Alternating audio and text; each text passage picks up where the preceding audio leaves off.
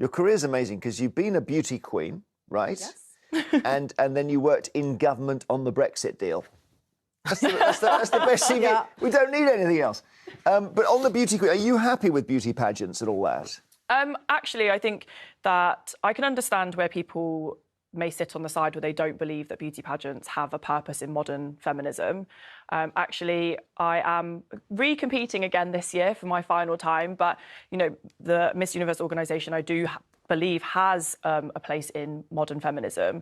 It's very old, you know, when you see toddlers and tiaras and having women's measurements read out on stage. That no longer exists. It's very much about what the woman can bring to the table in terms of her ability to speak, her ability to connect with people, and the work she does with charitable. But has anybody who is, in quotes, ugly won Miss Universe? Well, surely... I mean, that's the bottom line. That's when we know the thing has changed. It is about how you look, isn't it? Well, the physical there is a physical element to it, but you have to remember that how people define beauty is subjective. A lot of people have trolled me, calling me ugly, but I still won Miss International UK. You did win, and that was 2018, right? It was, yes. Heads up. There's no counter to that.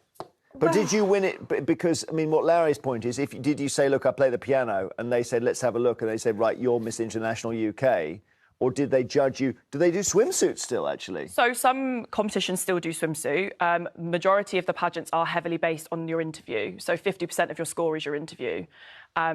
The stage element is just the final part. And actually, when I look back at the girls that I competed against, I would not say that I was the prettiest girl there. And the prettiest girl there did not win because I did.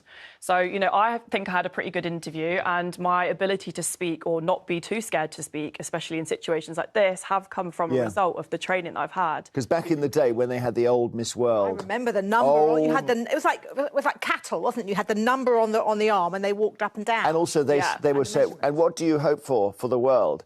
And they would all go, world peace. Yes. And that was just those two words, world peace. That's it. Yeah, I mean, that's where I understand the connotations where people believe that beauty pageants are outdated. But do they have a male version where men walk up and down in their Yes, they do. And are judged? Yeah, actually, do you know what? I find that male pageants are far more superficial than female pageants. Yeah, actually, it was a bit... I've never got into one.